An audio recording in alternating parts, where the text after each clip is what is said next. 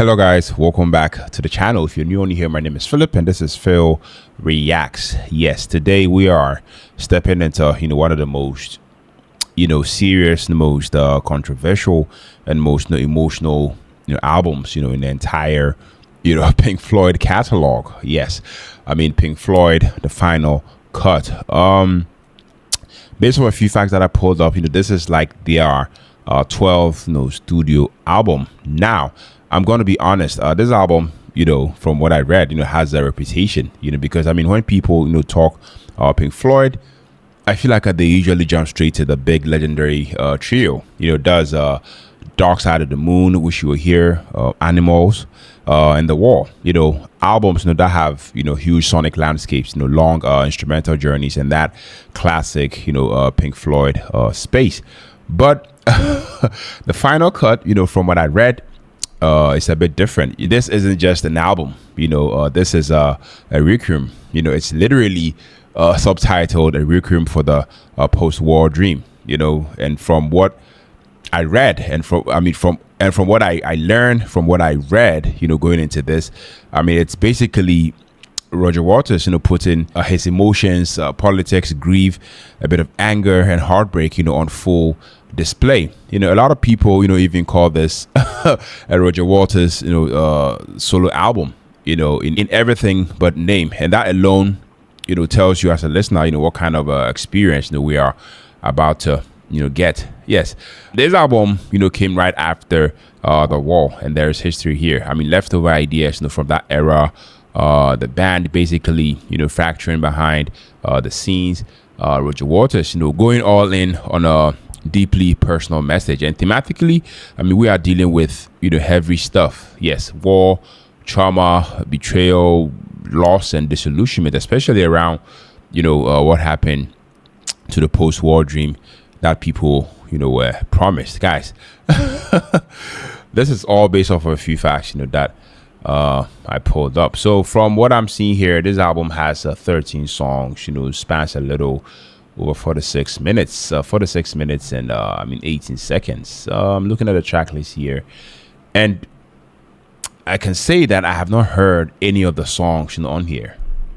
Yeah, none of the titles look familiar, but yeah, super excited. I'm super stoked to actually be listening to this album. Like I said from the beginning, this album has been highly suggested. I mean, since we are doing, we are checking out, all Pink Floyd albums, I mean, it's only right that we check this one out. So I'm super excited. I'm super stoked, guys. This is going to be a long one, and I hope that you guys stick with me till then. Definitely going to leave some timestamps, on there, so you can be jumping or skipping, if you don't want to, go through the whole thing. But I hope that you guys, go through the whole thing. Yes, so 13 songs, super excited, super stoked, and once again, I hope that you guys stick with me. Yeah, Pink Floyd, the final cut, the first song, titled The Post-War Dream. Yes, I have a few facts pulled up. I have the lyrics pulled up just in case I might need it for my interpretation, for my review at the end of this song. Let's take a listen, guys.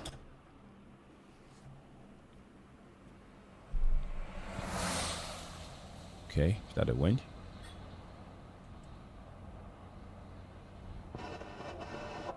Whoa.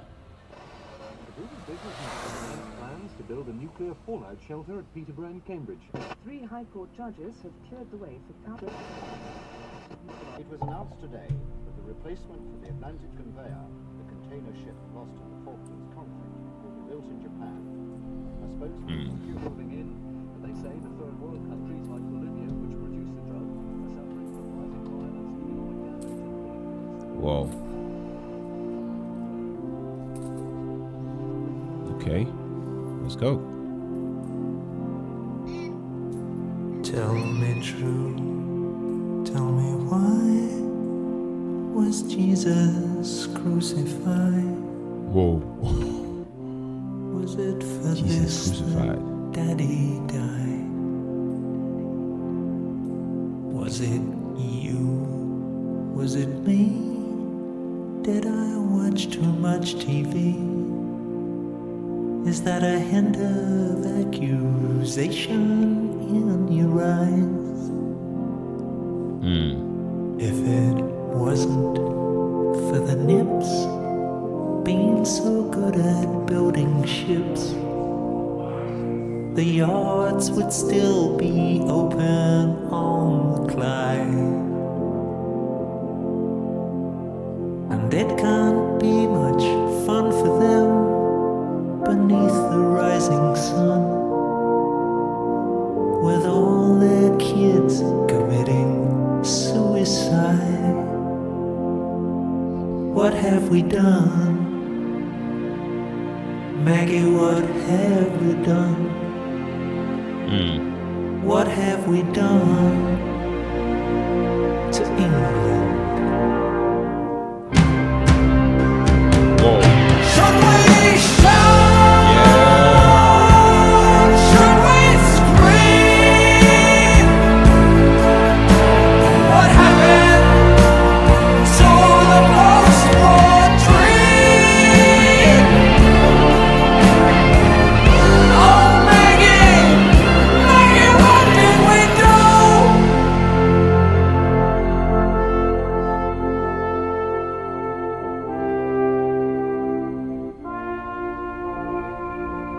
Wow.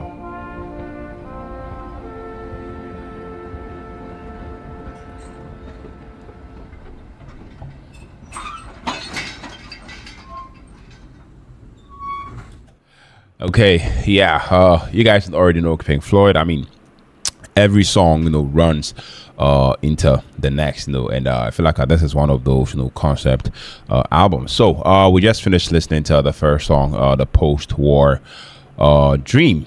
And guys, wow. I have to say that this, that did not, feel like just a song. That felt like an opening scene, to a movie where, you already know something terrible happened, and you are, and now you are being forced to look straight at it. First off, the way it started with that, radio scan broadcasting the type of vibe, guys, instantly sets the mood. I have to say, it's like, you are being dropped into a world that's noisy, a world that's tense, a world that's uneasy. Like, history is literally talking in the background, and whilst that's happening, the instrumental is just cold, not heavy yet, just uncomfortable, like you can feel something coming.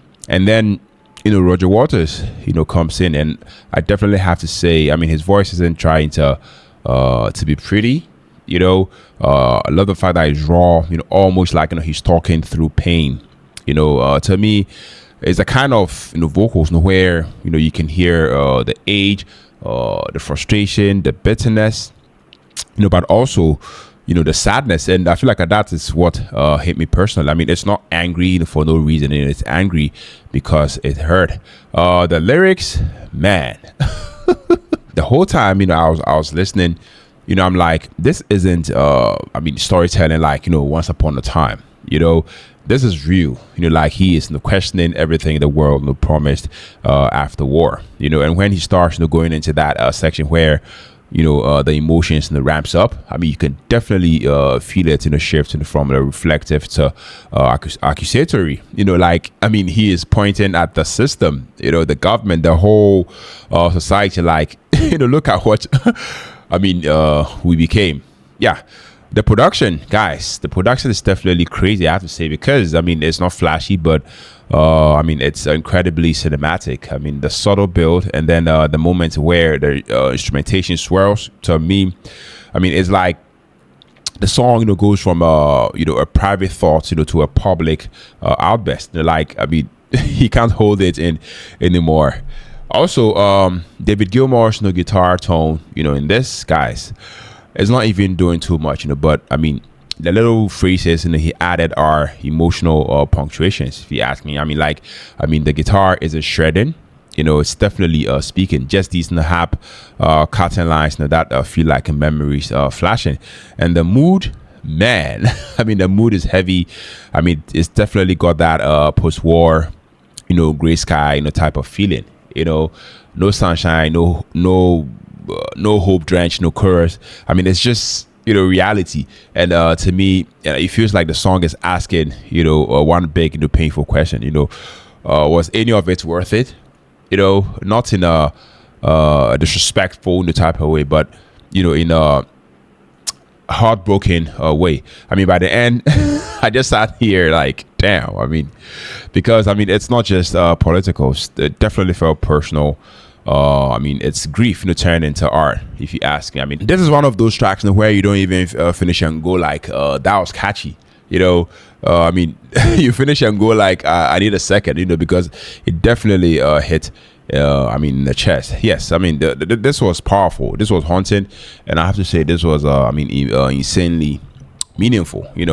Not a fun listen, but a necessary listen. And to me, it feels like a man processing trauma, betrayal, and loss. And turning it into something timeless. Yes, I loved it. I mean, it's definitely a great opener, and that's just what I think about this song. But I really want to hear what you guys also have to say. I mean, we are only one song in, but I have to ask which track from this album, the final cut, is your favorite. Please share your thoughts down in the comment section. I mean, and do you see this album as underrated, or is it one of those only real fans get it in the type of records? Please share your thoughts down the comment section. Like I said from the beginning, the post-war dream runs into the second song titled Your Possible Past. Yes, let's take a listen, guys.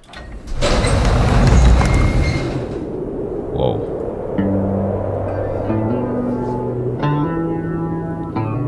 They flutter behind you, your possible pasts. Whoa. Some bright-eyed and crazy, some frightened and lost.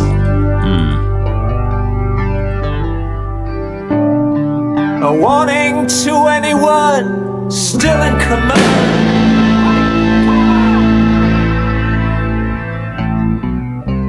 Of their possible future to take care. In derelict sidings, the pop is entwined. Whoa.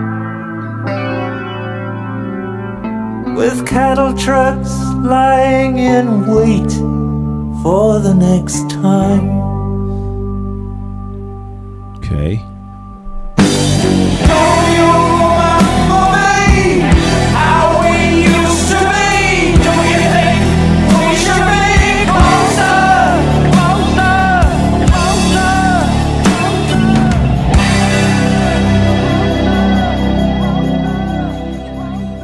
Stood in the doorway, the ghost of a smile,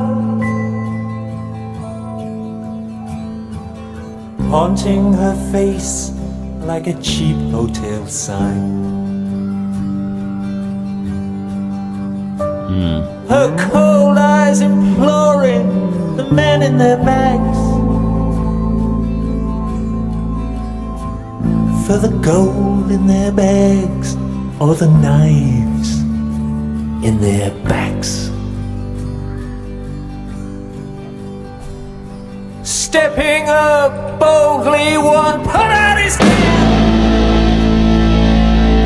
He said, I was just a child then, now I'm only a man.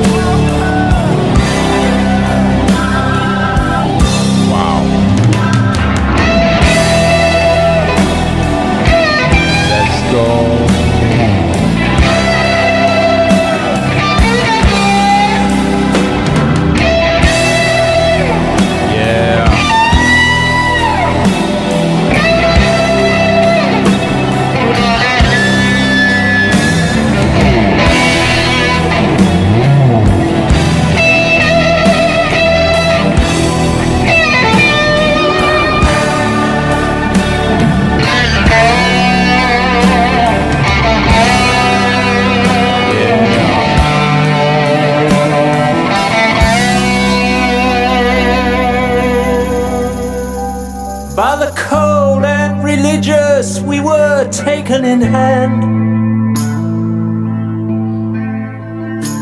shown how to feel good and told to feel bad. Strung out behind us, the banners and flags of our possible past lie in tatters and rags.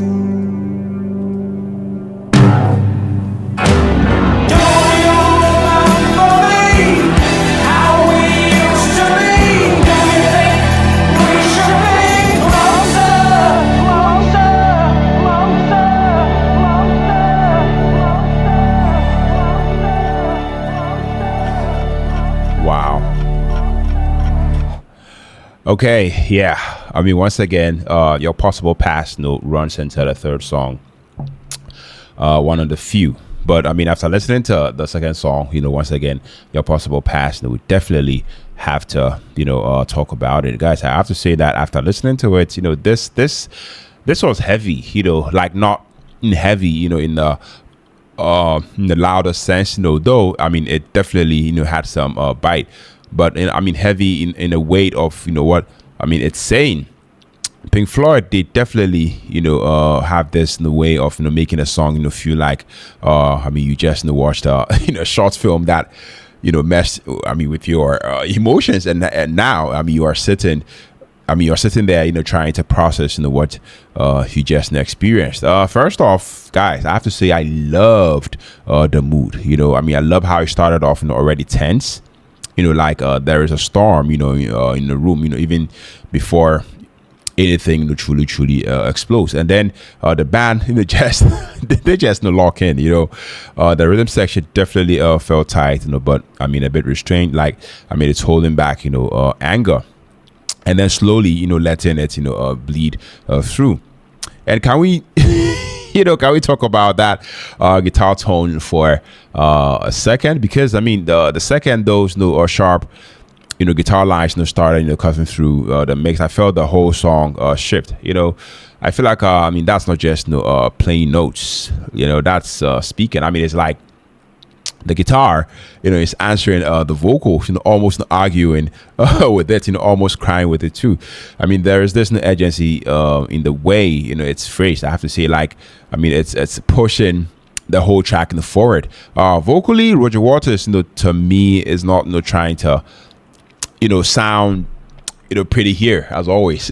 I mean, this isn't about vocal gymnastics. I mean, this is a bit of straight emotion and conviction, almost like he's shooting a letter he never wanted to write. I mean, I feel like there's that biting edge in his delivery. I mean, he definitely sounds frustrated, disappointed, and a bit haunted. And the way he stresses certain words, guys, I have to say that definitely feels like the lyrics are sitting in his chest.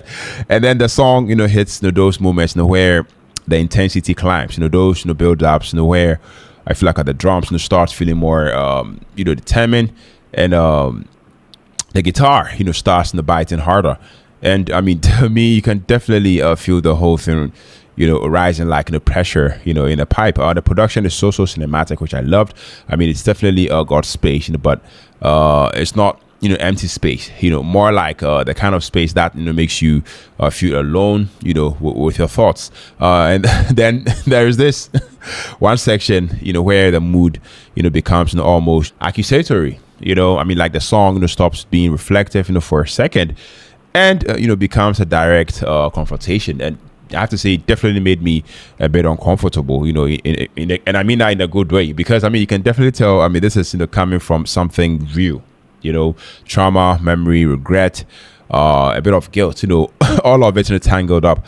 Also, the instrumentation choices, are crazy, subtle. I love the fact that they are not overstuffing it. It's like every instrument is there, for a reason. And when something enters, like a keyboard texture or a bit of a background layer, it feels like it's adding, to the emotional color, rather than just feeling the sound. By the end, I mean, I just sat here like, damn, because I mean, it doesn't resolve, in a happy way. It doesn't give you closure. I mean, it leaves you with that, past still following you type of feeling, like, you can move forward, but I mean, it's always behind you right there. That is what it felt like to me. Like opening the drawer, you haven't opened in years, and I mean, seeing something that still hurts.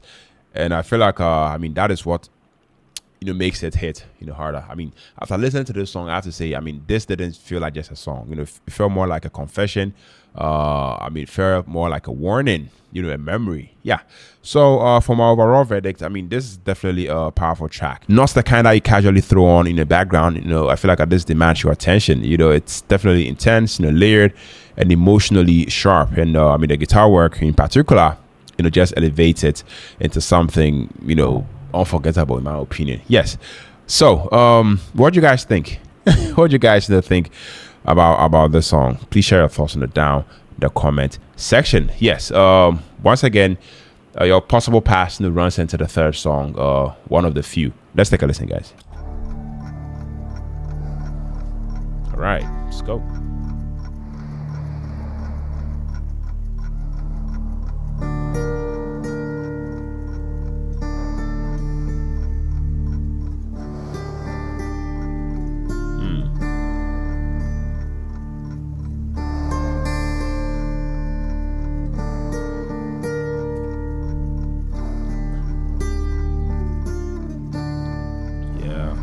When you're one of the few to land on your feet, what do you do to make ends meet?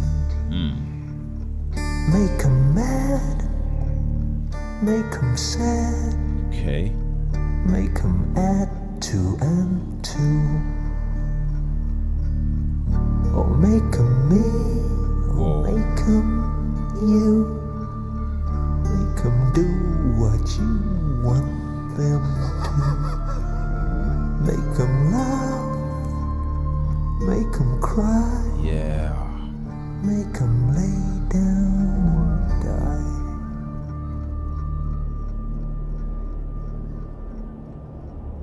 Whoa. Let's go. Okay, so the third song, one of the few. This song was only a minute and 14 seconds. Man, I mean, I have to say that Pink Floyd really knows how to, make a minute and 14 seconds, I mean, feel like an entire movie scene. I mean, that was tiny, but I mean, it did not feel small at all, if you ask me. I mean, first thing, the mood, guys, I love that. I mean, it's like the room, just got a bit colder. I mean, that whole piece, felt like it was walking on eggshells. Emotionally, like something heavy happened before this track even started, and you are stepping into the aftermath. And the way the music is built, guys, I have to say that it's not trying to entertain you. I mean, it's like it's trying to haunt you. The instrumentation was a bit stripped down, but I feel like that is what made it hit it even harder. That's clock ticking, time pause in the background. To me, that's not just a sound effect. It definitely felt like pressure, like time running out, or like guilt, or memories that won't stop looping. It had that. I feel like I had that war trauma, reflection type of vibe, but in a really subtle way. Like, I mean, like, it's not it's not yelling at you, more like it's whispering, something disturbing. And vocally, wow. I mean, Roger Waters, and I mean, his voice here to me is not about sounding pretty. I mean, it's almost like a spoken type of confession that turns into a melody. There's this dry, weary tone in his delivery, I have to say. Like, the character he's singing as is a bit exhausted, other than, I mean, he should be, carrying a weight nobody around him, can see. I mean, it's not, singing to impress, I mean, it's telling you something that I feel like I heard, to say. The part that really got me, I mean, was how it feels unresolved. Like it never fully lands. It's just kind of shows you a flash of life. Then I mean. Then it's gone. And honestly, I feel like that made it more powerful, because it leaves you hanging in that uncomfortable space, and that transition energy. I mean, you can definitely feel it. You can definitely feel it, pulling towards the next track. Like, I mean, this isn't meant to stand alone. I mean, it's definitely meant to set the stage. Like, okay, now that you understand the emotional state, here comes the next chapter. I feel like that's the storytelling. That's an album filmmaking. I mean, this song really made me feel. I mean, weirdly reflective. Like, I mean, thinking about people who came back from something intense, maybe war, struggle, or a bit of trauma, and everyone expect them to just switch back into a normal life. But I mean, in their head, the war is still on repeat. This track, I have to say, definitely felt like that. Quiet on the outside, chaos in the inside. Yes, overall, my final verdict, I mean, this was short, but I mean, insanely effective. To me, it's not a song in the traditional way. It's more like an emotional scene, and it definitely nails it perfectly. I mean, I feel like that is why Pink Floyd fans love them. I mean, they don't just make music. They build worlds and make you feel like you lived inside the story for a moment. Yes. So let me know what you guys also think about this song. Yes. Once again, this song moves into the fourth song, When the Tigers Broke Free. Yes, let's take a listen. Yeah. Whoa.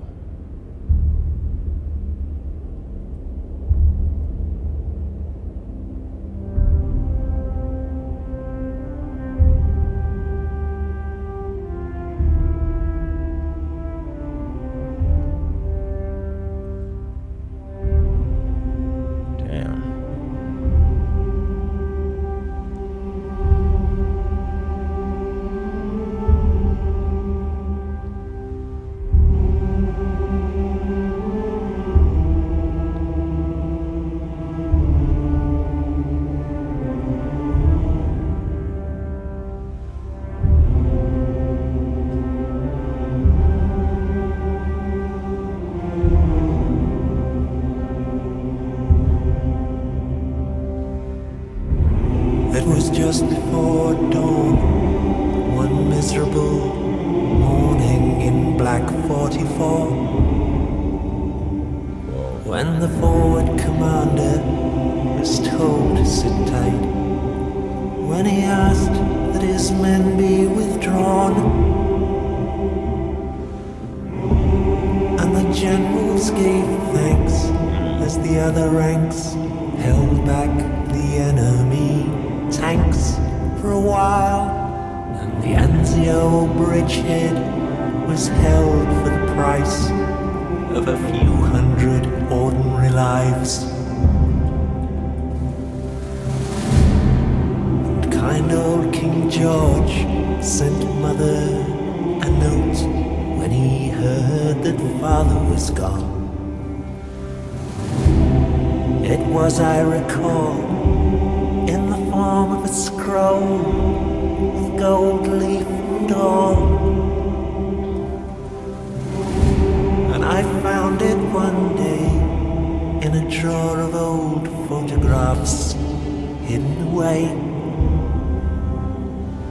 and my eyes still grow damp to remember His Majesty signed with his own rubber stamp. It was dark all around, there was frost in the ground, when the tigers broke free. And no one survived from the Royal Fusiliers Company C. They were all left behind, most of them dead, the rest of them dying. And that's how the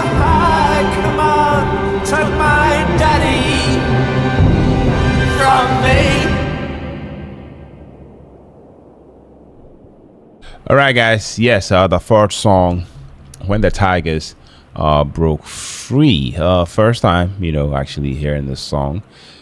And I mean, that really, really felt heavy, like not just sad song, type of heavy, I mean, that was in the history, that was grief, that was anger, all wrapped into music. I mean, the first thing that hit me, is how the song doesn't come in trying to be flashy. I mean, definitely feels like it just walks into the room quietly, almost like a newsreel or a memorial type of service. I mean, that intro definitely set the mood immediately.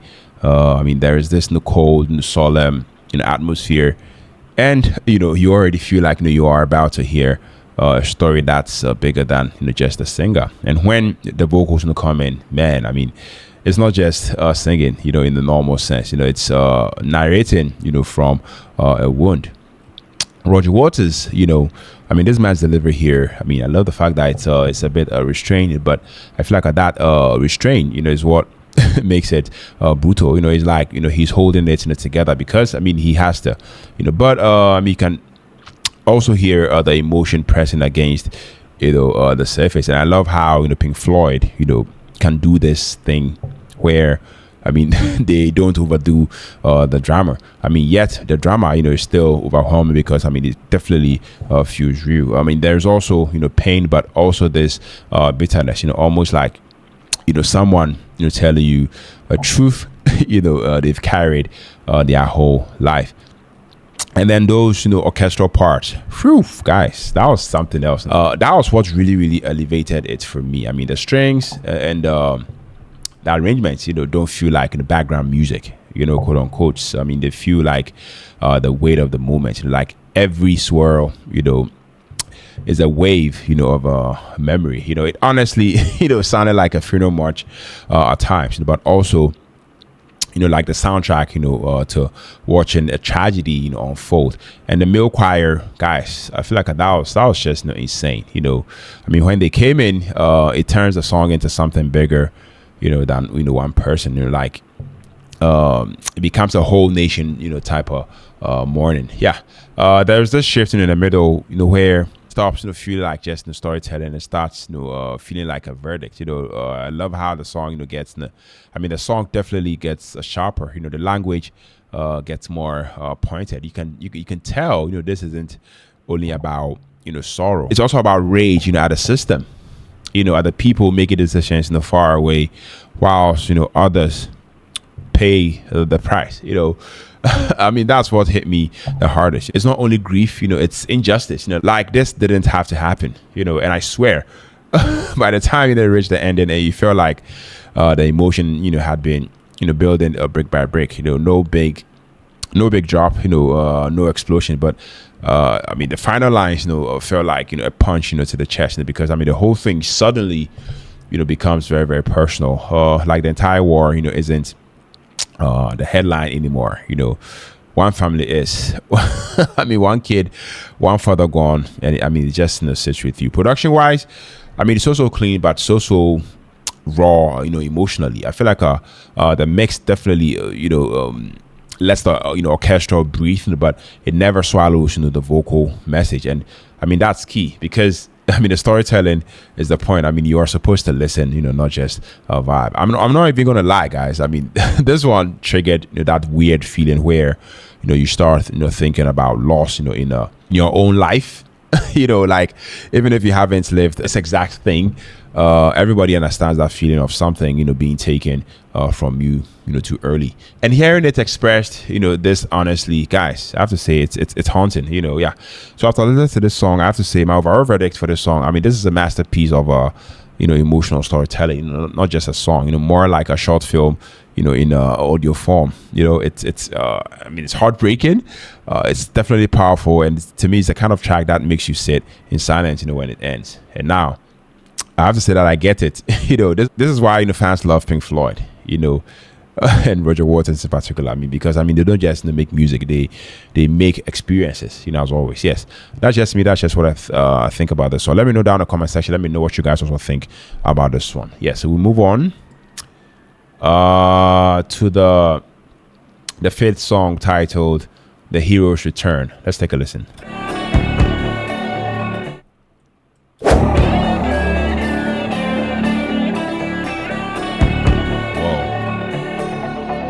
Okay.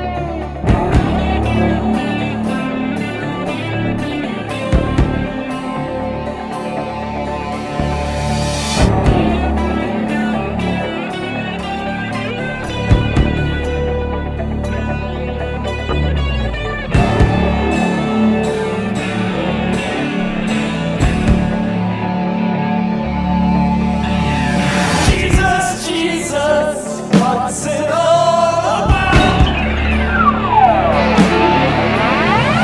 Trying to collapse these little ingrates into shape. When I was their age, all the lights went out.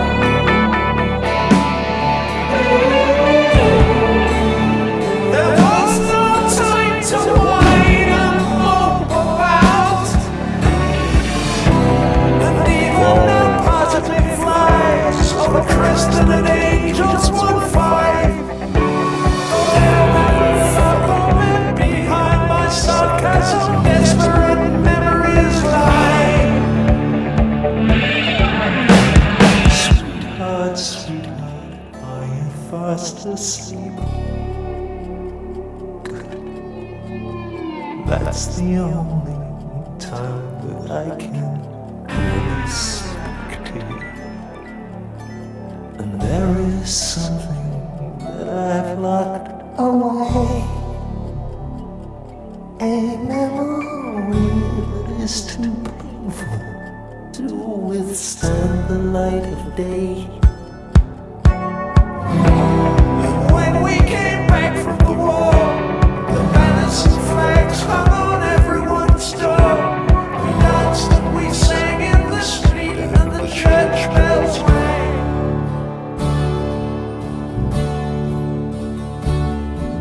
But burning in my heart, the memory smolders on of the gunner's dying words on the intercom.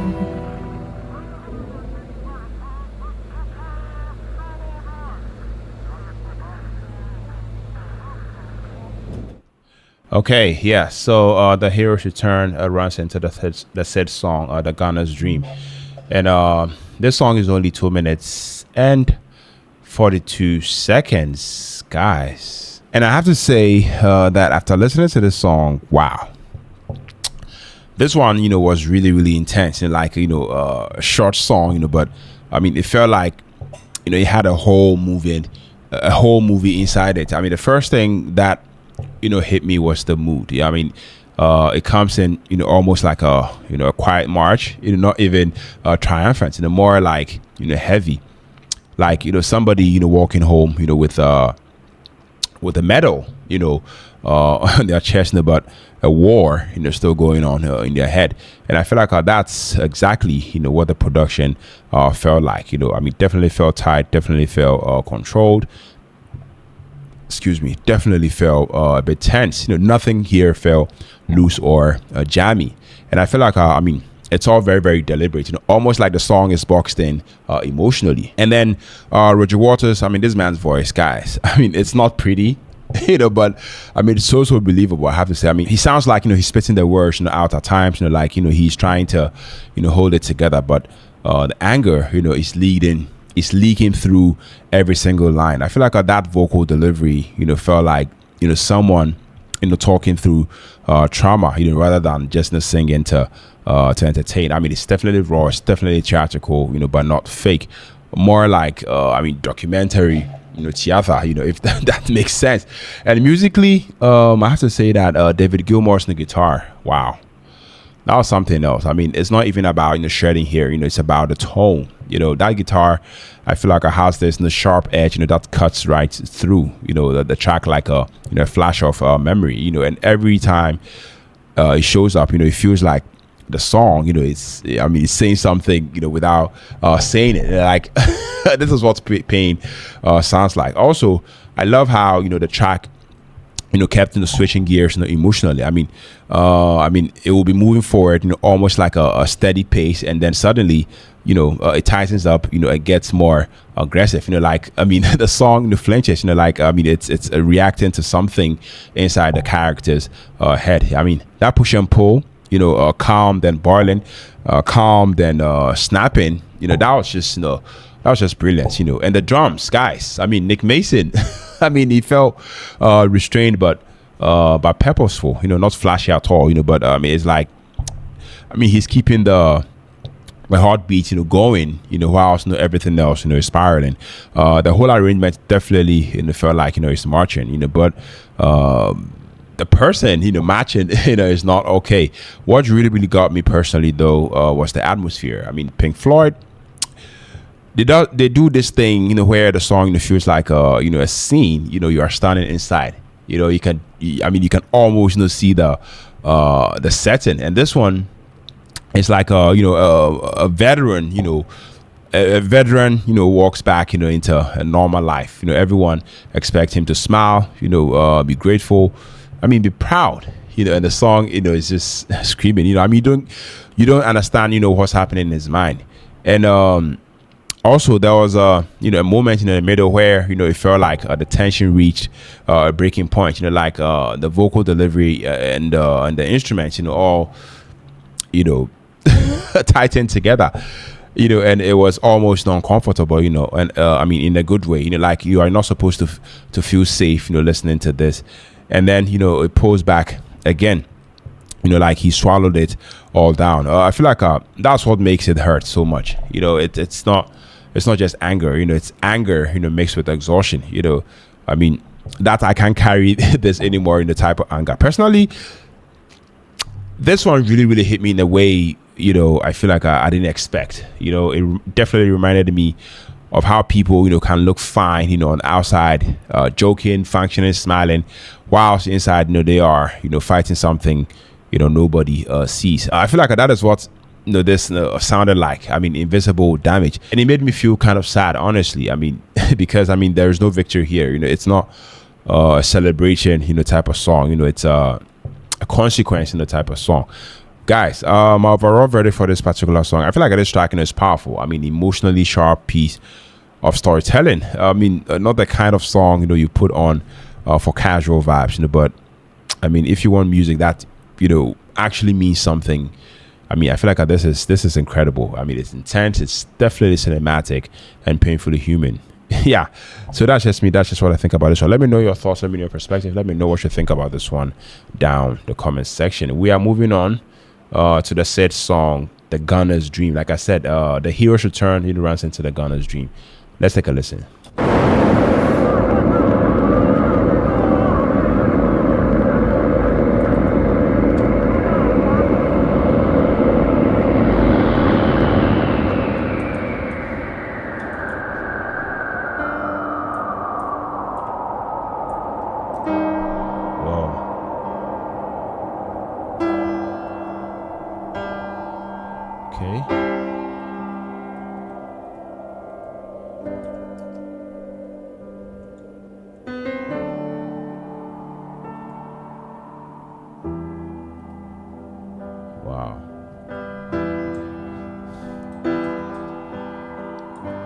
Floating down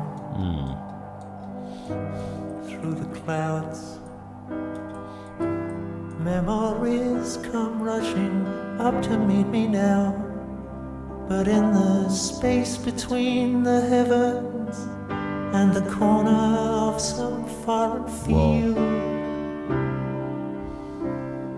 I had a dream.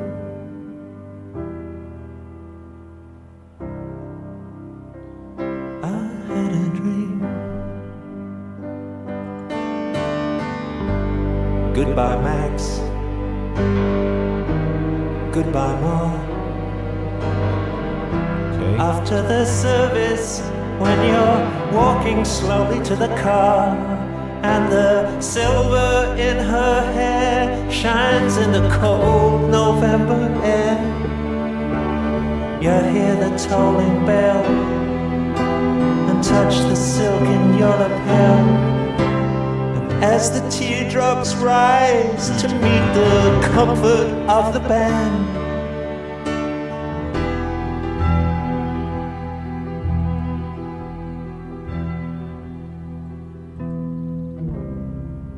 you take her frail hand and hold on to the dream.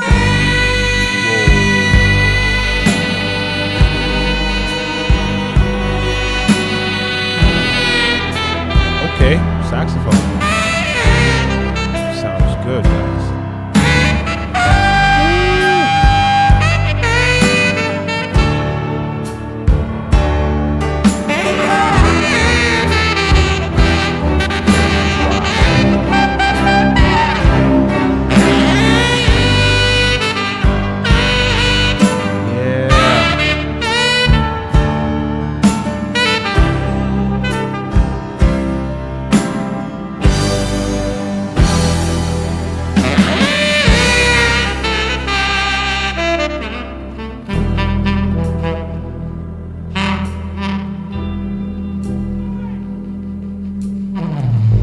Place to stay,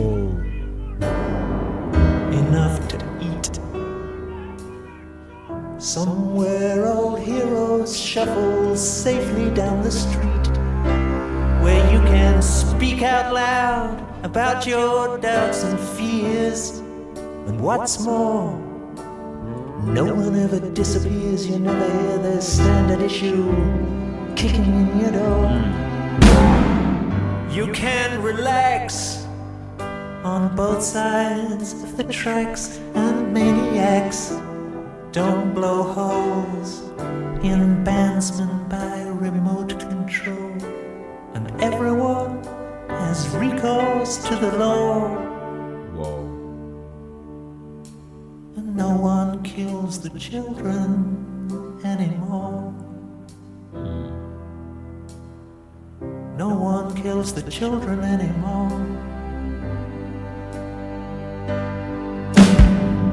Night after night, going round and round my brain.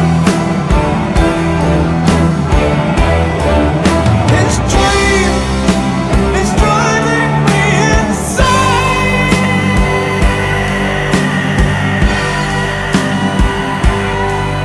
In the corner of some foreign field, the gunner sleeps tonight. What's done is done. Wow. We cannot just write off his final scene. Can I just write off his final Take scene? heed of the dream.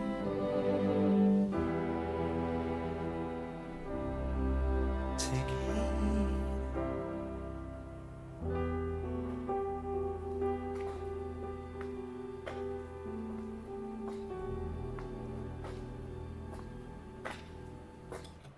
Okay, guys. Yes, the said song, "The Gunner's Dreams," which runs into the 7th song, "Paranoid Eyes." We just finished listening to "The Gunner's Dream," and I have to say that I mean, this one didn't feel like just a song. As always, I mean, that felt like a scene. Like I just watched a short movie, with my eyes closed.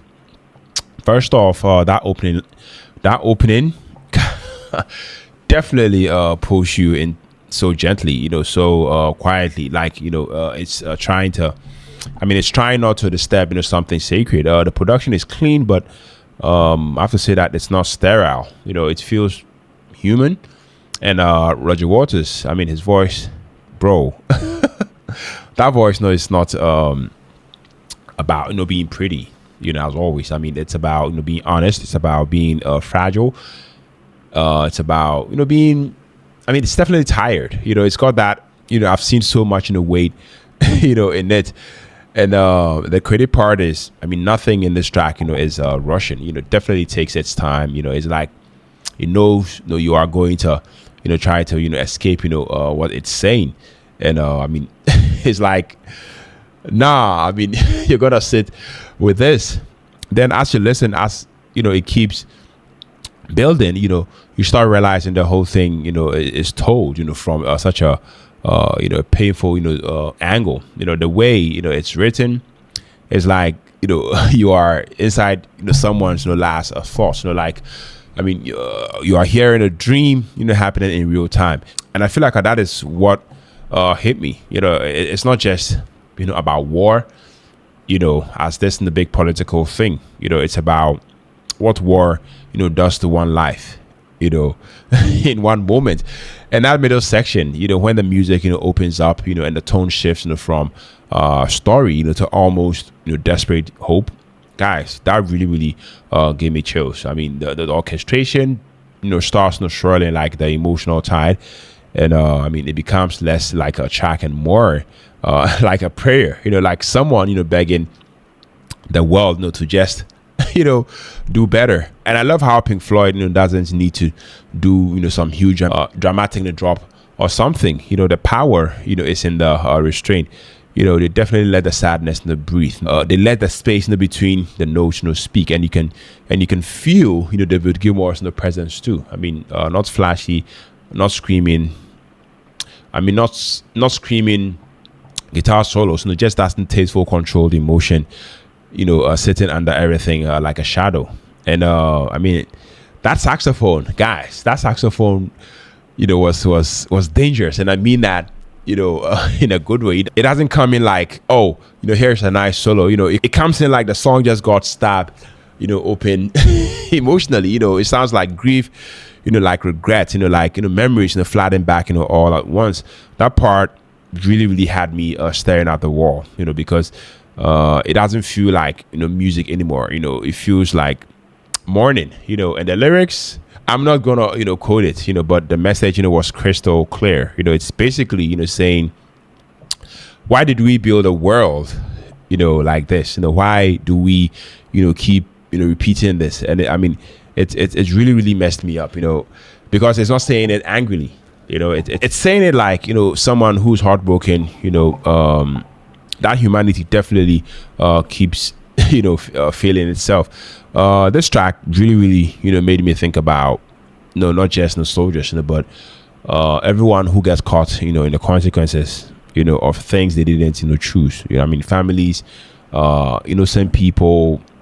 I mean, people living normal lives, and then boom, history happens to them, and you can definitely feel Roger Waters, pain, in the writing. Like, I mean, this isn't performance. This is definitely personal. Yeah.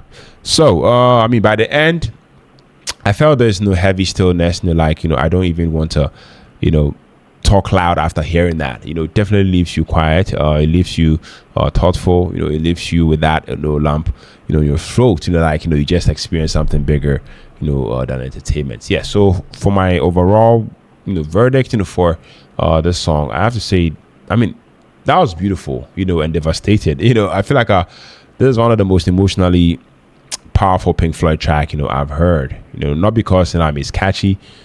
I mean, not because it's flashy, but because it's real. It's to me, it's the kind of song that I feel like sits in your chest for a while. After it ends. And I loved it. Yeah. So let me know your thoughts. Let me know what you guys also think about this song down the comment section. Like I said, this song, The Gunner's Dreams, runs into the 7th song, Paranoid Eyes. Let's take a listen.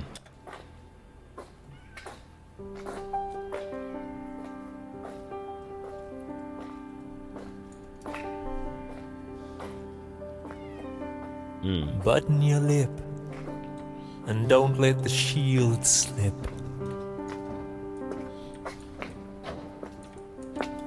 Take a fresh grip on your bulletproof mask.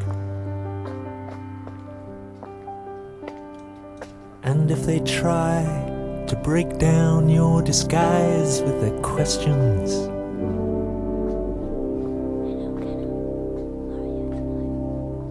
you can hide, hide, hide.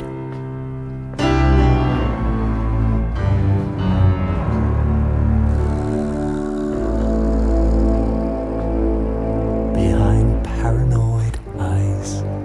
Paranoid Eyes.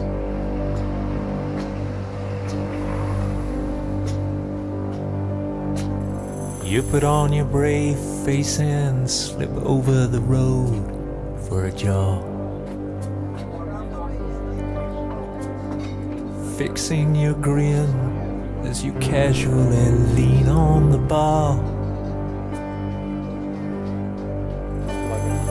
Laughing too loud at the rest of the world with the boys in the crowd.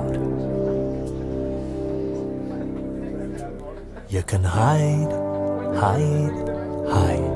Tell you what, mate. Free place. Pay for fun.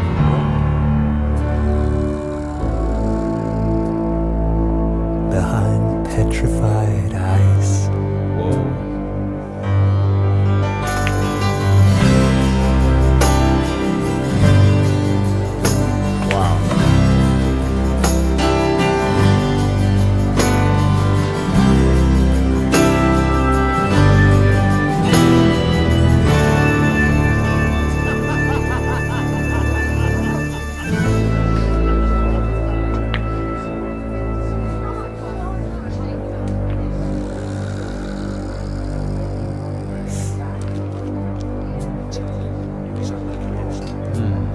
Believed in their stories of fame, fortune, and glory.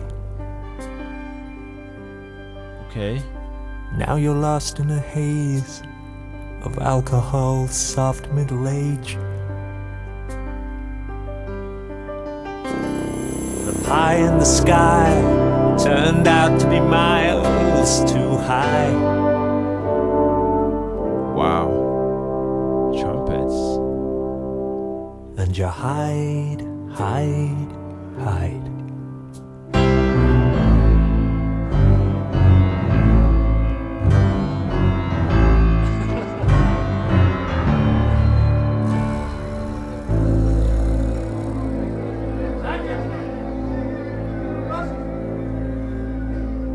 Whoa. Behind brown and mild eyes.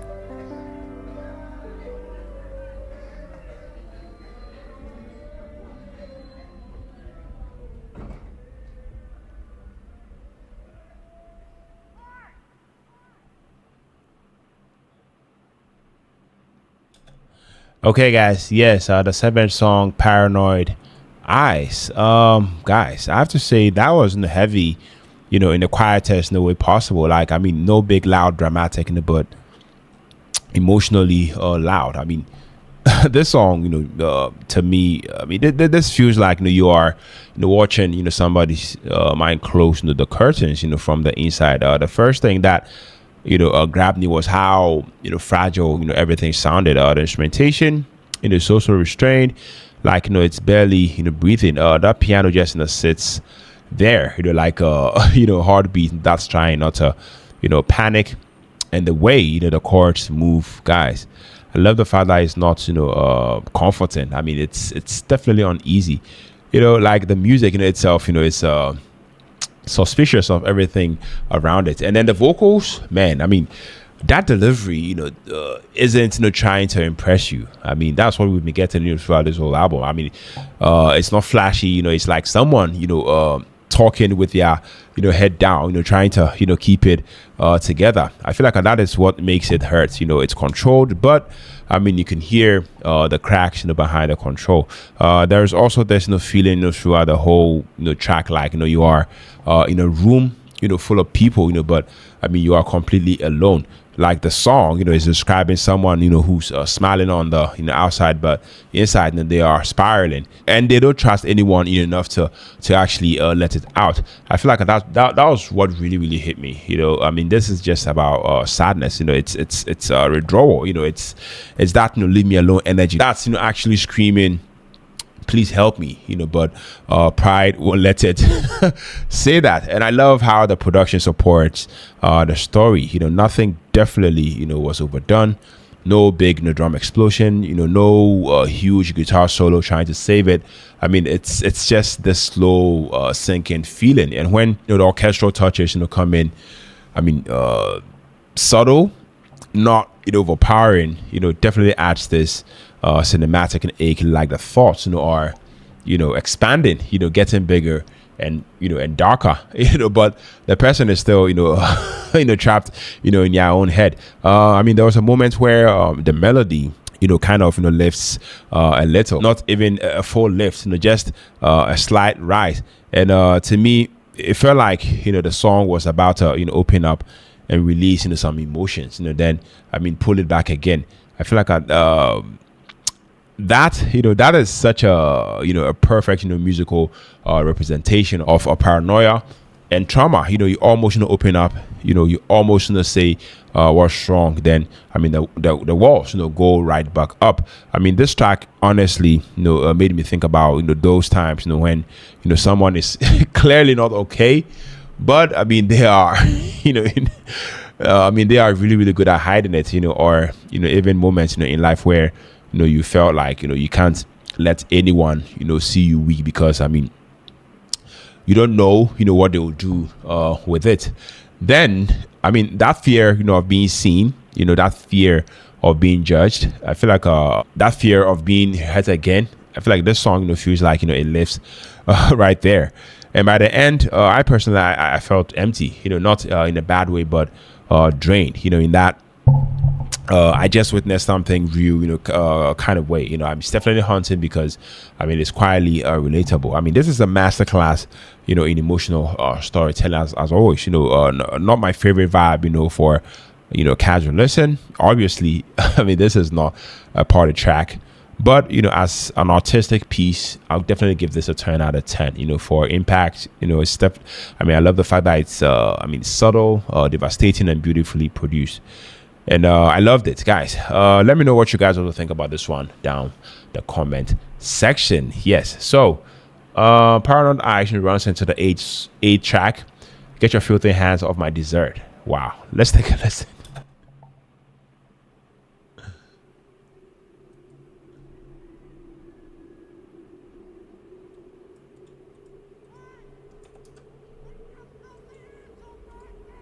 Whoa.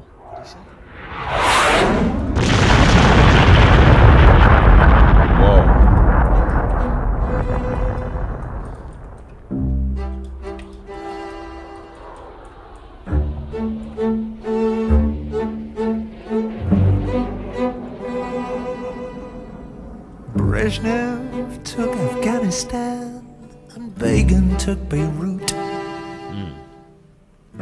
Galtieri took the Union Jack. Wow. And Maggie, over lunch one day, took a cruiser with all hands, apparently to make him give it back.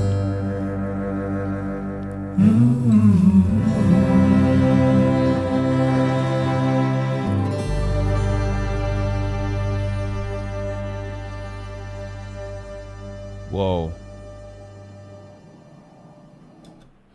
Okay, yes, get your filthy hands off my dessert. Guys, that was intense. And it was like a minute and a few seconds long, but I mean Pink Floyd, or more specifically Roger Waters, has this gift where I feel like he can say, one thing, and I mean it feels like a whole world, just got set on fire. I don't know if that makes sense, yes, but I mean, right from the very first second, this track didn't feel like a song, I mean, the way we normally think of one. I mean, it felt like a broadcast, like a sudden interruption, almost like you're hearing somebody snap, not in a fake, in a dramatic type of way, but in that real human frustration. I feel like at that opening line, came in so raw and sharp, like I mean, no warm up, no easing into it, and just straight aggression. And the way the production is mixed, I mean, I love the fact that it's not trying to be pretty. It's not even trying to be a bit melodic. I feel like it's designed to feel like a confrontation. And then the delivery, man, the vocal isn't sung so much as it's thrown at you. I mean, it has that bitter, sarcastic type of edge, like somebody who watched, I mean, the same cycle happen over and over again. And I mean, they are and they are just done. Like, I mean, I can't believe we are still doing this. And what hit me the most is how I mean, he's dropping those political references so casually, like a list, but I mean, to me, it's not casual at all. It's basically him pointing at the world leaders and saying, I mean, look what you've done. That's what it felt like, and even without quoting anything, you can definitely feel how he's painting this picture of power, greed, invasion, war, and the way regular people just become annoyed those decisions. Yeah, musically it's super minimal, I have to say, but I feel like that's kind of like the point. There's no big instrumentation to distract you. It's like the message, it's the instrument, and I mean, right when it feels like it might expanded something bigger, it doesn't. It just cuts and transitions almost like it's moving into the next track. Yes, definitely moving into the next track. And I feel like that is what made it feel like a chapter more than a song, like a door slamming, and then you are immediately inside the next room. Emotionally, I'm not gonna lie, guys. I mean, this kind of track makes me feel uneasy, but in the best way. Like it activates that part of you that's angry at the world, angry at unfairness, angry at history repeating itself. Definitely reminded me of those moments where you are watching the news, and it's it's the same story again, just with different names, and you feel helpless. So the only thing left is rage. Yeah, I don't know if that makes sense. Yeah, and I feel like that is what Pink Floyd does so well. I mean, they take that heavy human emotion, that frustration, that helplessness, and I feel like I turn it into art. Yeah. So overall, I mean, this is not I put it on repeat type of track, in my opinion. I mean, but it's a powerful piece of storytelling. It's like a spark that lights the fuse for what comes next. It's short, it's sharp, and definitely unforgettable. Yeah, let me know what you guys also think about this one. Like I said from the beginning, this one transitions into the ninth song titled Fletcher Memorial Home. Wow. Take all your overgrown infants away somewhere and build them a home, a little place of their own, the Fletcher Memorial Home for incurable tyrants and kings.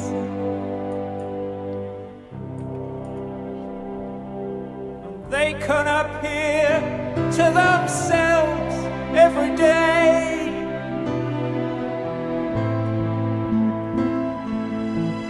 on closed circuit TV to make sure they're still real.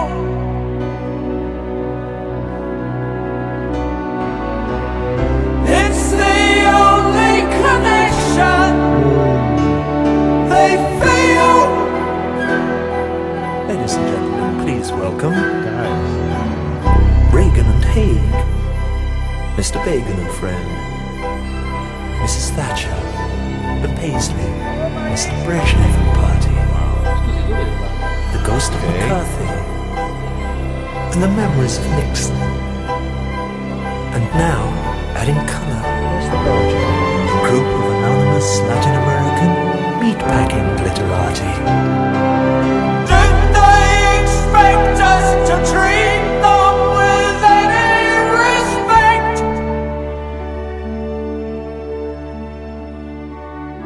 We can polish their medals and sharpen their smiles and abuse themselves playing games for a while. Boom, boom, bang, bang, lie down, you're dead.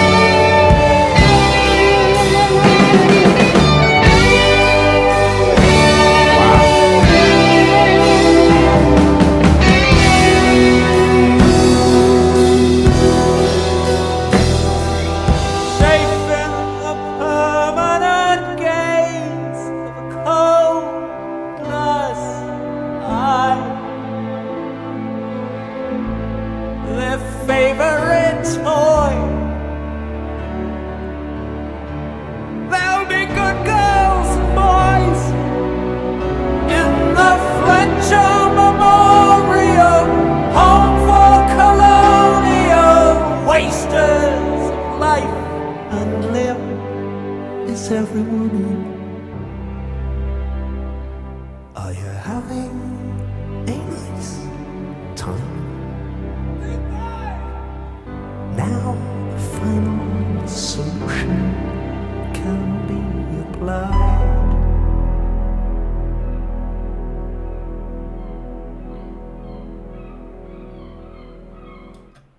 All right, guys. Yes, the ninth song, the Fletcher Memorial Home. And man, I mean, Pink Floyd really, really, they have this way, of making a song feel like a movie scene, I have to say.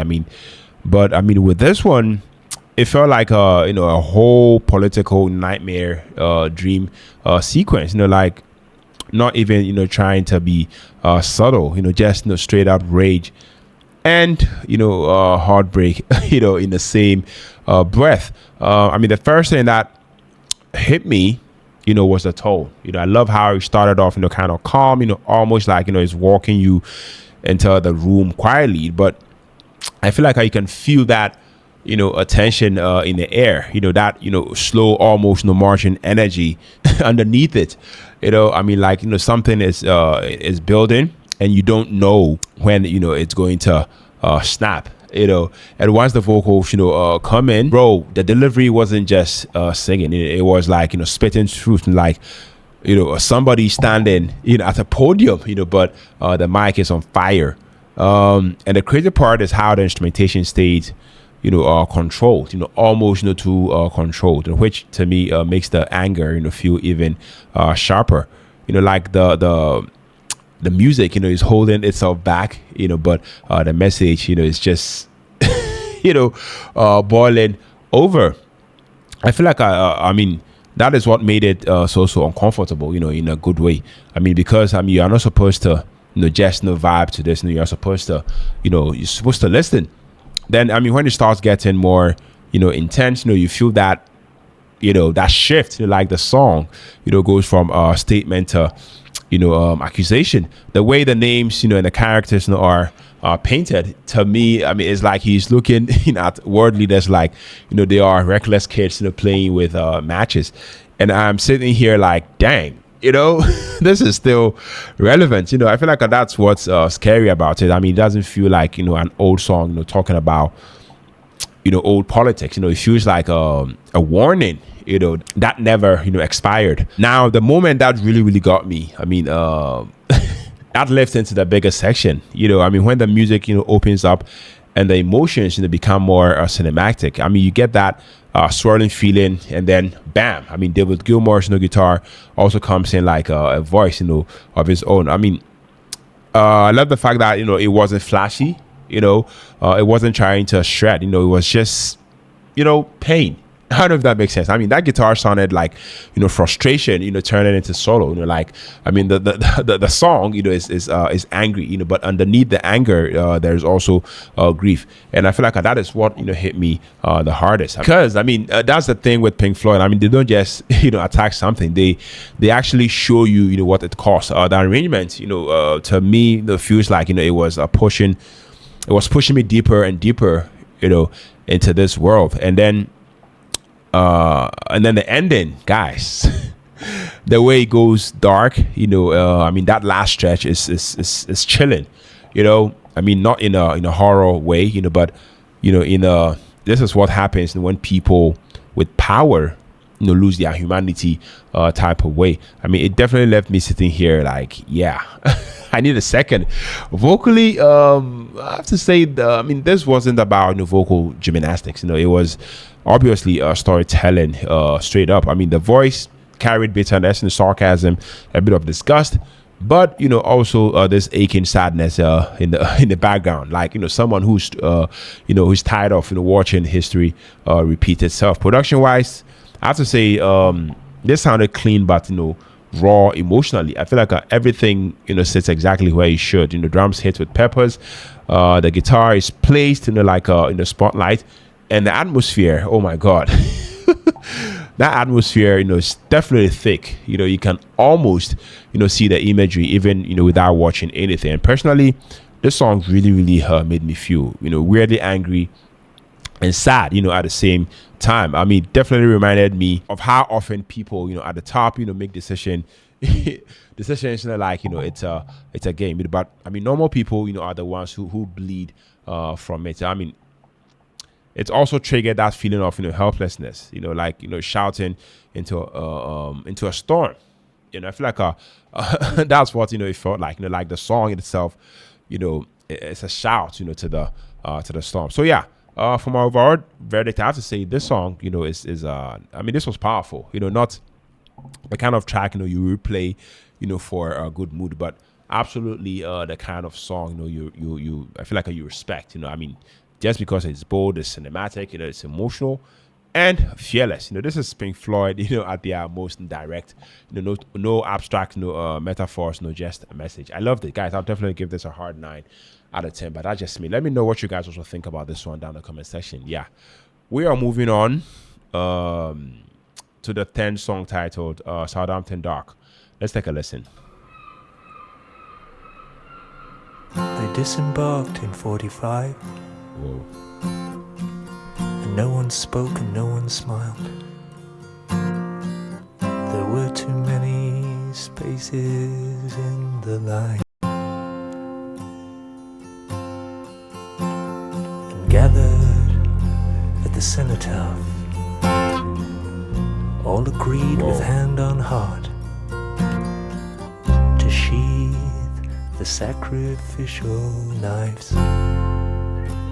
But now she stands upon Southampton Dock with her handkerchief and her summer frock clings to her wet body in the rain. In quiet desperation, knuckles white upon the slippery reins, she bravely waves the boys goodbye again. Whoa, who's doing that?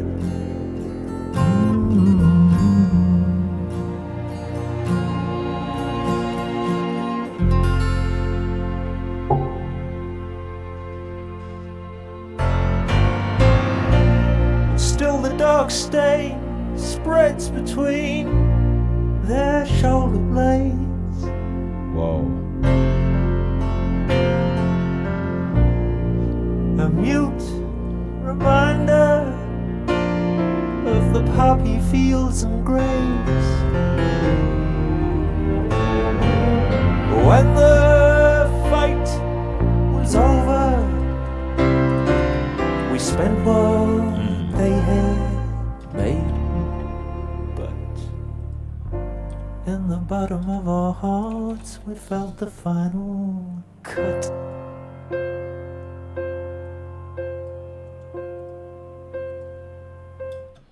Okay, yeah. So Southampton Dock runs into the 11th song, the final cut. But I'm gonna have to listen to it. As always, we definitely have to talk about it. I mean, man, that was short, but I mean, after listening to it, I feel like this felt like it carried the weight of an entire movie. Like, I mean, the first thing that hit me was how quietly devastating it is. I mean, there's no big explosion, no loud guitar flex, no look at me moments. It's just this slow, gentle, almost in a broken atmosphere. The production feels like it's deliberately holding its breath the whole time. Everything's definitely restrained. Like the song is trying not to cry. And that vocals, guys, Roger Waters, I love the fact that he doesn't sing here like he's trying to sound pretty. Yeah. I mean, he sings like he is talking through a lamp in his throat. I feel like that kind of half sung half spoken delivery definitely makes it feel insanely personal, like someone reading a letter they never wanted to write. I have to say that what really got me was the imagery. I mean, you can see the scene. It definitely paints that dark picture so clearly. I mean, people leaving, people waving, that heavy, silence in between words, the kind of goodbye that doesn't, feel like a normal goodbye. It feels final. And I love how, Pink Floyd, can do that. They can make you feel like, you are standing inside, you know, the moment, not just listening to it. Instrumentation wise, I love the fact that it's subtle, but powerful. The chords are definitely soft, almost fragile, and then those little atmospheric touches, the way it sits, in this, great emotional fog, guys. It's like the music itself is mourning. No drums smashing through, no dramatic, changes, no just, just this steady emotional pressure, and then that transition, I have to say that might be the biggest, oh my God, moment for me. And because this song isn't really trying to be a full statement in itself. It's like the setup, for what's coming next. That ending, felt like it opened the door, into something darker, something heavier. Like the sadness here, was just the quiet moment before the full emotional punch lands. I feel like how this song honestly made me feel reflective, and it pulled me into that space where you think about war, not as headlines or history, but as real people, real families, real mothers, real lovers, standing over there, pretending they are strong, while their whole world is walking away. That's what hit hard. It's not trying to glorify anything. It's just grief. Just pure grief. And I feel like that is why this works. This was beautifully haunting. A short song, but emotionally massive. I feel like this is one of those tracks that doesn't need to, and that does not need to to be long. To leave a mark. But it's all mood. It's all story and realism. Yeah, that's just me. Let me know what you think about this one down in the comment section. This song, this particular song, Southampton Dock, and runs into the 11th song, the final cut. That's the title song of this album. Let's take a listen, guys. Through the fish-eyed lens of tear-stained eyes, I can barely define the shape of this moment in time. Whoa. And far from flying high in clear blue skies, I'm spiraling down to the hole in the ground where I hide. If you negotiate the minefield in the pride, and beat the dogs and cheat the cold electronic eyes, and if you make it past the shutdowns in the hall, dial the combination, open the priest hole. If I'm in, I'll tell you.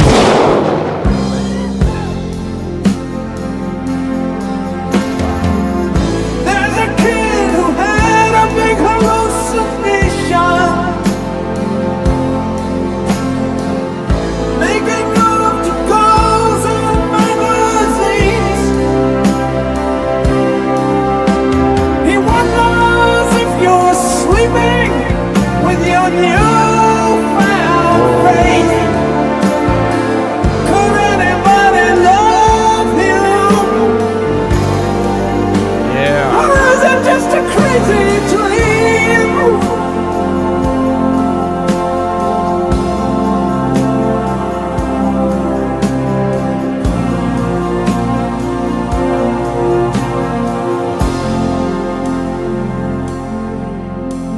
And if I show you my dark side, Okay. will you still hold me Wow. tonight? Will you still hold me tonight? And And if I open my heart to you, Wow. show you my weak side, Okay. what would you do? Would you sell your story to Rolling Stone? Would you take the children away and leave me alone and smile in reassurance as you whisper down the phone? Would you send me packing? Would you send me packing? Or would you take me home?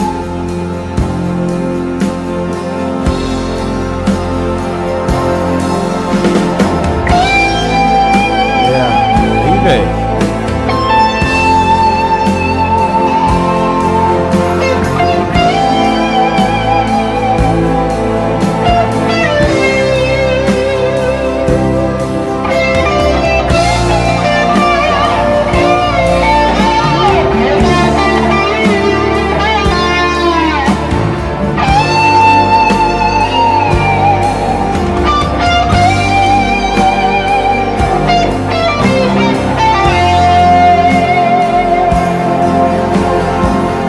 Thought I ought to bear my naked feelings. Thought I ought to tear the curtain down. I held the blade in trembling hands, prepared to make it right. Just then the phone rang. I never had the nerve to make the final cut. Wow. Final cut.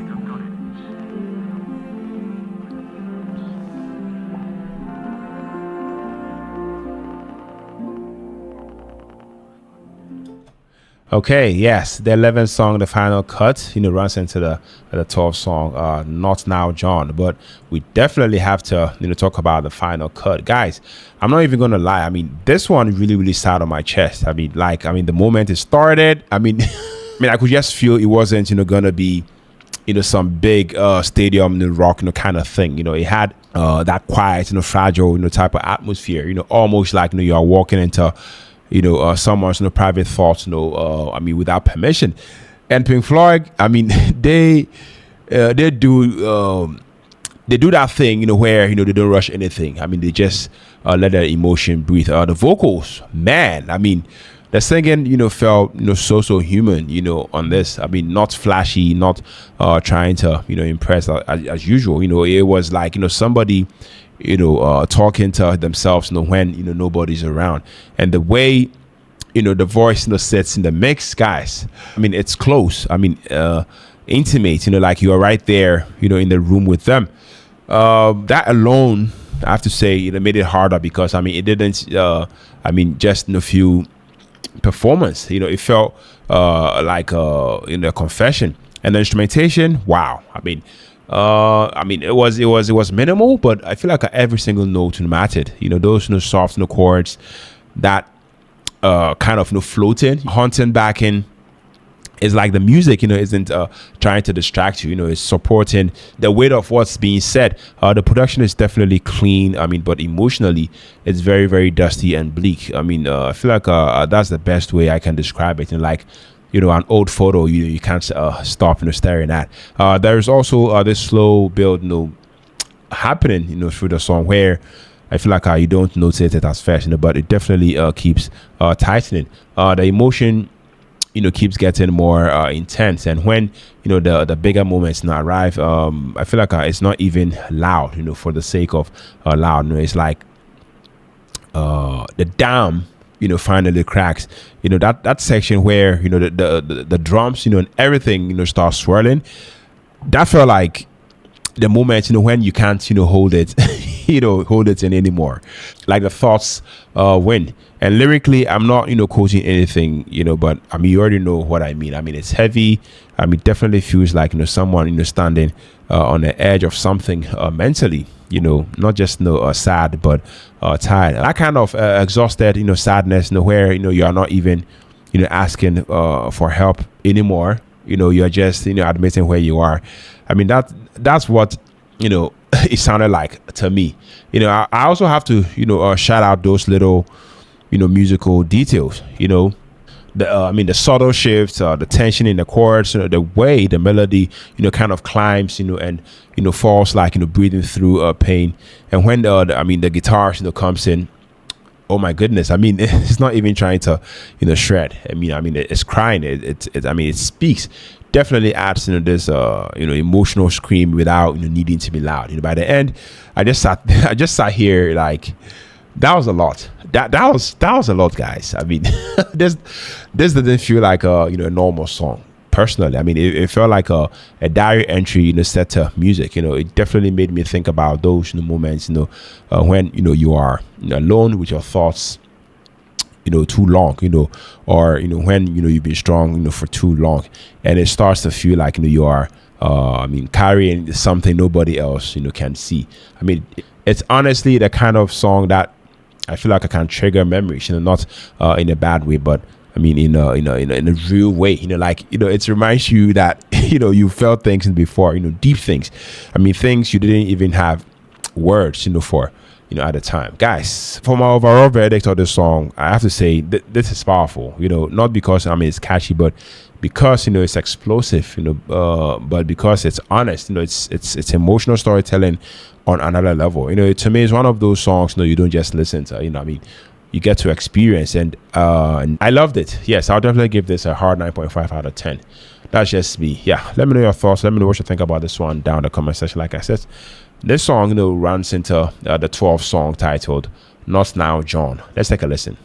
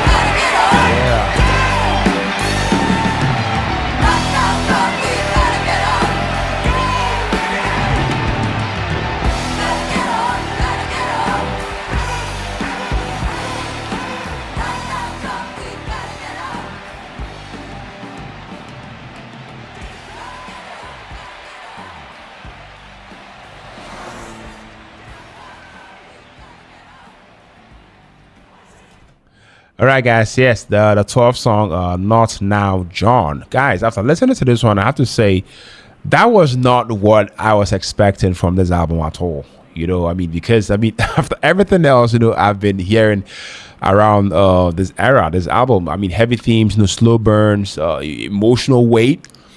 This one just kicks the door off, the hinges, without dirty, crunchy guitar and that straight up rock sort of drive. I mean, it immediately feels more aggressive, more alive, more band in a room, compared to some of the more cinematic pieces on this album, the final cut, and that opening riff, guys, I love that. I mean, it's definitely got this gritty, industrial edge, to it, almost like the song is intentionally uncomfortable, not polished, not pretty, just raw and impatient. I mean, it's shaking you by the color. The vocals, though, guys, the big surprise for me, was how the vocals felt like two different worlds. When David Gilmour comes in, his voice has that signature calm confidence, smooth, controlled, melodic, but there is still frustration, a bit of frustration underneath. He's trying to say something serious, without losing composure. Then the other vocal part hits, when it switches to that sharper, more biting delivery. Man, I feel like that contrast is wild. It's like the song becomes a conversation, or even an argument. One voice feels like the everyday worker trying to survive. The other feels like the system barking back, dismissing everything. That back and forth, to me, give the track so much personality. It's not just a rock song, if you ask me personally. It feels like a political cartoon, with teeth. For the instrumentation and the production, I feel like Nick Mason, was locked in here. The drumming was simple, but it definitely hits, with purpose. Marching forward, no emotion, just momentum. And the guitar tone, bro. That's classic David Gilmour bite. Not the siren, comfortably numb, angel stuff. This is more like street level, David Gilmour. Riffs, heat and snarl. The way the music keeps pushing forward, feels intentional too. Like it doesn't want to give you time to actually breathe, because the song's message is basically people don't want to hear reality. They want comfort. They want distractions. They want silence. And the backing vocals, I feel like they sneak in, like there's no ghostly chorus, behind the chaos. Almost like society, humming along, whilst everything, is falling apart. For the emotional impact of the song, I feel like what hit me most, is the attitude of it. This isn't sad. This isn't reflective, Pink Floyd. This is angry. This is sarcastic and almost mocking, Pink Floyd. And it feels like they are, pointing, at the world and going, look at what we've become. More obsessed with convenience and money, than humanity. And honestly, it definitely, felt weirdly modern. This couldn't have been written yesterday. That's a crazy part. The song is basically describing that vibe, where people don't want bad news. They just want to scroll past it. There's also a point where the energy ramps up and the delivery becomes more intense. The song stops being commentary and becomes straight up accusation. I feel like at that moment felt like the track reached over the table and slapped it, and that ending, that fade with the chaos still going feels like a statement itself. The problem doesn't end, the song just stops. I don't know if that makes sense. Yes, I have to say that this song is a hard hitting politically charged rock punch. One of the most energetic, aggressive things that I've heard, from this album so far. And it stands out, instant. This one's definitely a big W, a big win, for me. yeah, that's just me. Let me know what you think about this one down the comment section. Guys, we are moving on to this final song titled Two Suns in the Sunset. This I've not heard before. Let's take a listen.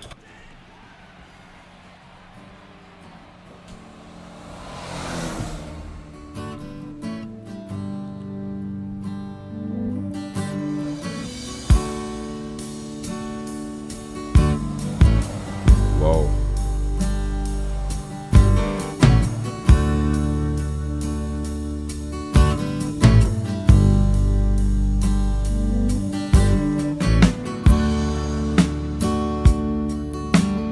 In my rearview mirror, Okay. the sun's going down.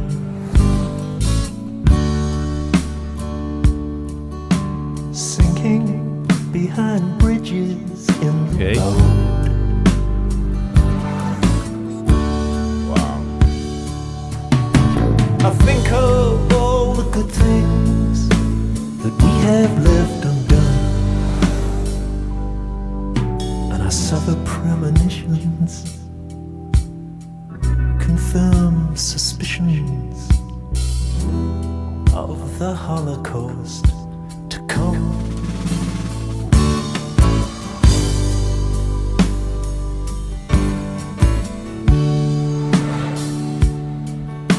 The rusty wire that holds the cord that keeps the anger in.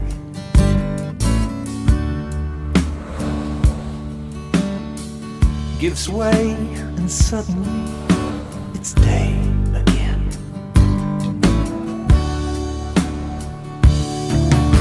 The sun is in the east, even though the day is done.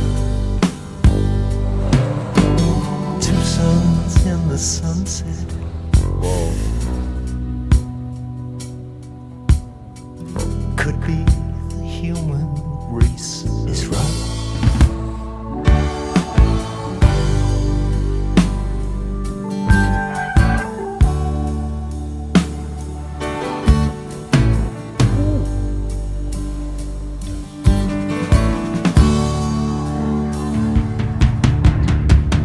Like the moment when the brakes lock and you slide towards the big truck.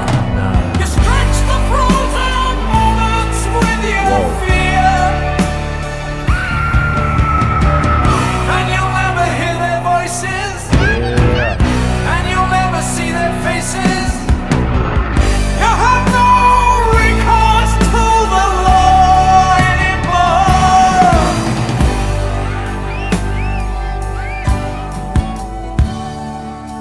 Wow.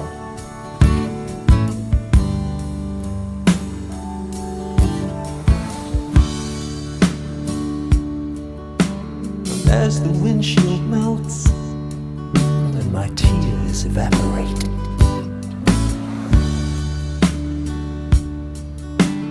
leaving only charcoal to defend.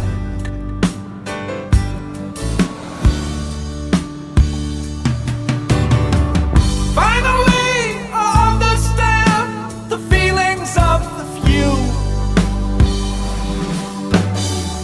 Ashes and diamonds, foe and friend, we were all equal in the end.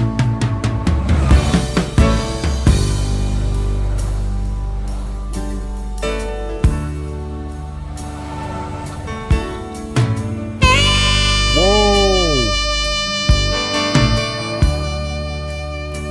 I didn't expect that. I did not really expect that.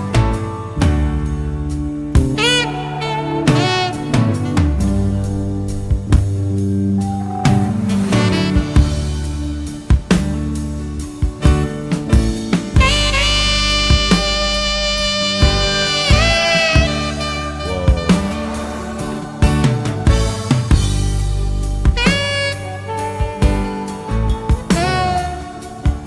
This is nice.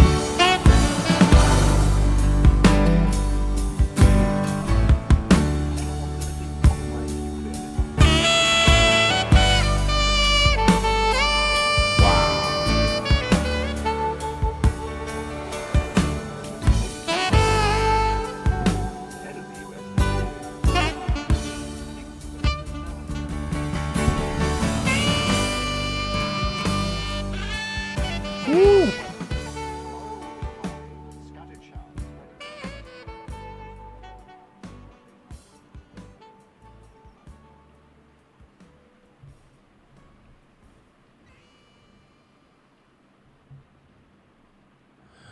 All right, guys. Yeah, so that was the final song, of this album, Two Suns in the Sunset. And after listening to this 5 minutes and 18 seconds track, I mean, I'm still here, trying to process, what I just heard, because I mean, it didn't, feel like a normal song. It felt like a short film, inside your head. Pink Floyd, really, really does, that thing, where the music, isn't just the music anymore. I mean, it's atmosphere. It's cinema. It's definitely a warning. I mean, right from the jump, there's this, driving momentum. That steady pulse. That steady pulse. Like you are literally, moving forward. I mean, down the road. The rhythm is kind of hypnotic. But at the same time, it feels uneasy. Like something's is not right. And the way the instruments are arranged, guys, I love that. I mean, it's not too flashy. I love the fact that it's controlled. It's tense. Like everything is being held back. And then the vocals, they come in, and I mean, it's so human. It's not about showing off. It's about storytelling. There is this calm tone. Almost like someone thinking out loud. In a car. Just observing life. But I mean, you can hear the anxiety underneath it. That feeling of I'm just doing my normal day. But the world is not okay. Then as it goes on, as you listen to the song starts doing that Pink Floyd thing. Where it slowly tightens the screws. The groove gets more urgent. The atmosphere gets darker. And you start realizing the lyrics aren't just random images. It's building towards something. And I swear, I mean, when the mood shifts hits, it's like the whole track turns cold. The production gets more intense. The band starts sounding like a machine. Moving towards a collusion. I mean, the drumming in particular. Wow. I mean, the drama was working. Those time changes. I mean, the way the rhythm pushes and pulls. It honestly made me feel like reality itself was bending. Like time is slipping. And then that moment, the moment. I mean, I mean that lyrical turn where suddenly the imagery becomes terrifying. Not in a horror movie type of way, but I mean in a real world this could happen in a type of way. I mean, it's so vivid that you can literally see it. And the way the music matches it, it's not overly dramatic for the sake of drama. It's like the soundtrack to the end. The scariest part is how it goes from normal life to catastrophic reality so smoothly, because I mean that's literally how I mean it would happen. 1 second you are just I mean existing. Next second everything is gone. And the song definitely captures that perfectly, I have to say. I mean, the mundanity, then the unimaginable. I don't know if that makes sense, but yeah. I mean, the ending really hit like a brick. Not because it got loud or explosive, but because it felt inevitable. Like, I mean, the music isn't trying to save you. It's not trying to give you hope. It's just showing you what happens if humanity keeps playing with fire. And it definitely left me feeling kind of empty. Like that in the quiet dread. After you finish a dark movie and you just sit there staring at the screen. I mean, this song honestly triggered that same emotion as those Cold War type of I mean documentaries. They I mean that fear people used to live with. Like I mean the world could just end at any moment. And hearing that put into music, this effectively is wild. It's definitely wild. I mean, it's not entertainment, and it definitely sounds like a message. This is incredible. It's haunting, it's cinematic, it's emotionally crushing, and ridiculously, well produced, I have to say. I mean, it's one of those tracks that doesn't just sound good. It does something to you, and I mean, definitely leaves a mark. I loved it. I love the saxophone too in there. I mean, it was just beautiful. I'll definitely give this a hard 9.5 out of 10. But that's just me, guys. Wow. So that was I mean the final cut by Pink Floyd. And I'm not even gonna lie to you guys. This isn't one of those albums where you finish and go hey, yo, round that track, let's let's turn up.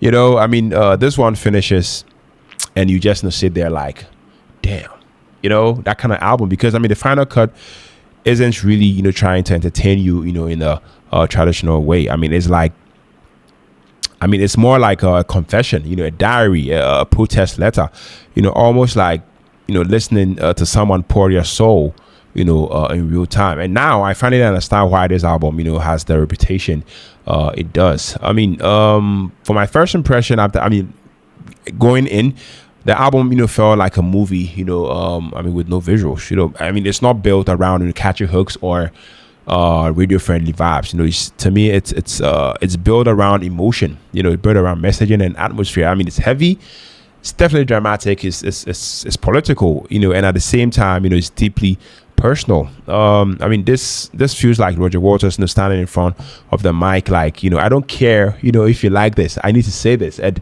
I respect that. I definitely respect that for the tone, for the theme, for the emotional weight of the album. I feel like the entire album has this consistent mood, so consistent mood of grief, bitterness, regrets, frustration, disappointment, disillusionment is all in there. The title makes no perfect sense because it feels like the final cut of the war era. The final cut of the band as we knew it, the final cut emotionally, like I can't take any more of this. And lyrically, this album to me is a full-on statement about war trauma, soldiers being used, then discarded, leaders playing with people's lives, society forgetting what sacrifice meant, and this sense of we were promised the peace, and all we got was more conflict.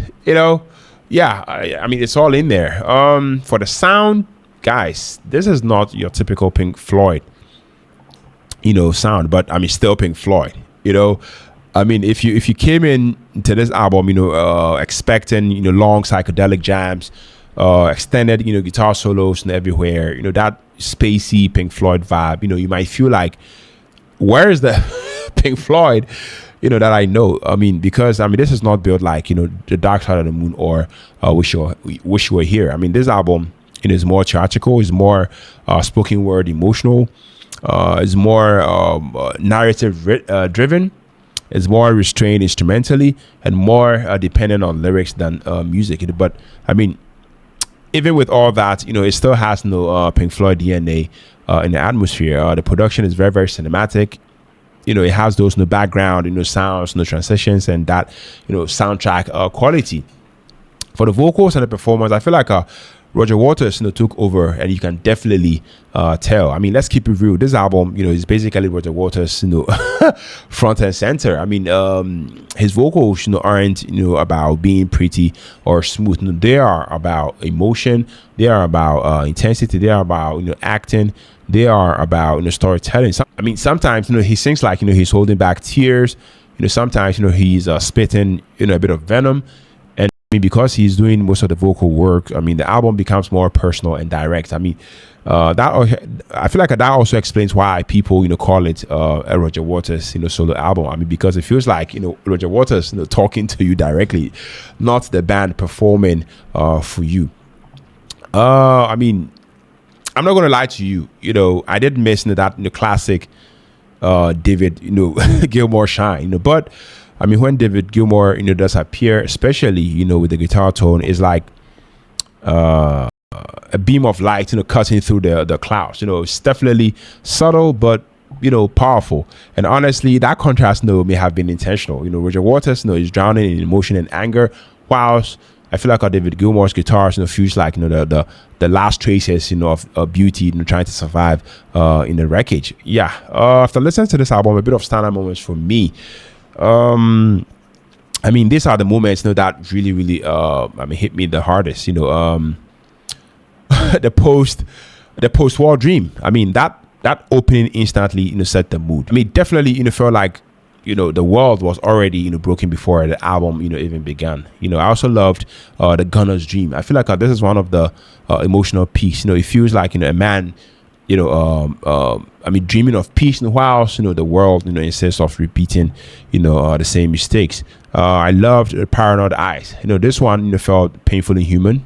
Anxiety, shame, hiding pain. That song feels like trauma. I have to say. I also loved the Fletcher Memorial Home. I feel like this is where Roger Waters goes full scorched edge politically. Zero subtlety. I love the fact that it's bold, it's angry, and it's direct. Yes.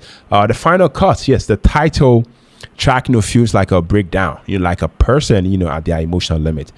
I loved it. And the final song, Two Suns in the Sunset. This is such a chilling closer, if you ask me. That end of the world mood, it definitely lands hard. So the big truth, why is this album divisive? Let me say this carefully. This album, I have to say, is brilliant, but it's not universally fun, quote unquote. It's slow in places, minimal musically sometimes, very lyric driven, emotionally heavy, all the way through. So depending on what you want from Pink Floyd, your reaction will be different. Yeah, if you want a sonic experimentation plus massive instrumental moments, you might feel like this album is lacking. But if you want a powerful story, a message, an emotion, then I have to tell you that this album might punch in your chest. Yes. So for my final verdict, guys, what do I think after the first after this in the first full listen? I have to say, the final cut, feels like a war film, in audio form. It also feels like a protest letter, also feel like a memorial, and then a goodbye. This is not Pink Floyd, at their iconic musically, if you ask me. But this might be Pink Floyd, or for that matter, Roger Waters, at their most direct, personal, raw, and emotionally honest. This isn't an album you can casually replay every day. To me, it's an album you revisit when you are ready to feel something serious. Yes. So if I'm to rate this album, I'll definitely give this like a hard 8 out of 10. Not because every track is a hit, but because the emotional and conceptual execution is incredibly strong. It's a heavy album, but it's a meaningful one. Yeah. So that's just me. That's just what I think about this one. Question for you guys though. Where do you rank, the final cut, in Pink Floyd's discography? Do you see it as a real Pink Floyd album, or a Roger Waters solo projects? What's your favorite song, on it, and why? Do you prefer the style of Pink Floyd, or the more experimental psychedelic era? Please drop your thoughts down the comment section, guys. If you stuck with me to end of the video, you're loved, you're very much appreciated on here. I know this was a long one, but I'm super grateful that you guys stuck with me to end of the video, guys. Share your thoughts down there. Let me know what Pink Floyd album that you guys would love for me to react to next. I'll be so glad to do just that. If you stuck in, if you tuned in, and if you stuck with me to end of the video, you're loved. Once again, you are very much appreciated on here. My name is Philip. On to the next album reaction. Take care, stay safe, and then peace out.